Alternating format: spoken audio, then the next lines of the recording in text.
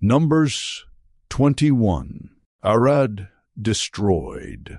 When the Canaanite king of Arad, who lived in the Negev, heard that Israel was coming along the road to Atharim, he attacked the Israelites and captured some of them. Then Israel made this vow to the Lord: "If you will deliver these people into our hands, we will totally destroy their cities." The Lord listened to Israel's plea and gave the Canaanites over to them. They completely destroyed them and their towns. So the place was named Hormah, the bronze snake. They traveled from Mount Hor along the route to the Red Sea to go around Edom. But the people grew impatient on the way.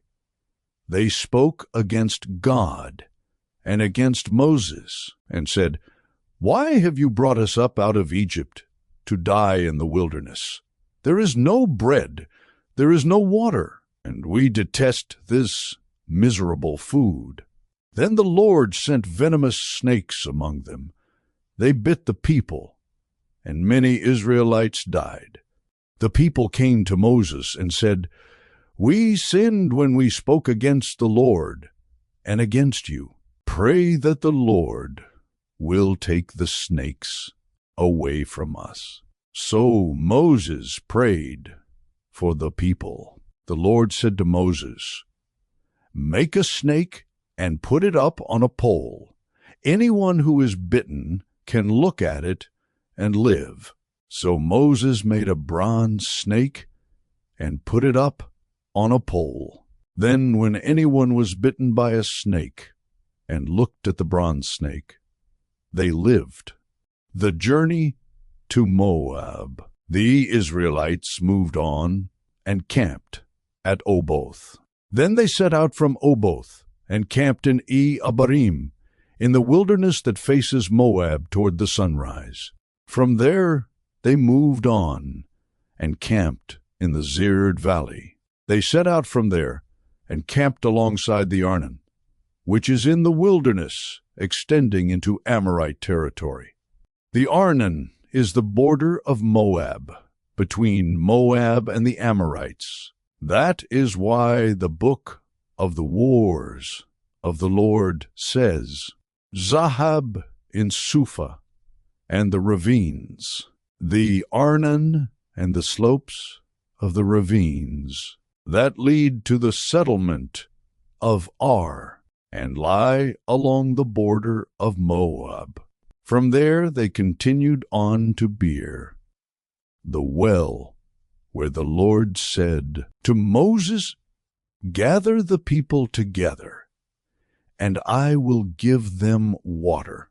Then Israel sang this song: "Spring up, O well, sing about it, about the well that the princes dug, that the nobles of the people sank, the nobles with scepters and staffs."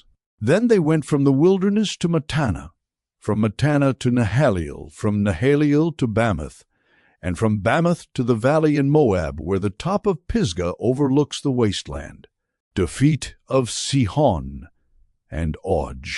Israel sent messengers to say to Sihon, king of the Amorites, "Let us pass through your country. We will not turn aside into any field or vineyard, or drink water from any well. We will travel along the king's highway until we have passed through your territory." But Sihon would not let Israel pass through his territory. He mustered his entire army and marched out into the wilderness against Israel. When he reached Jahaz, he fought with Israel.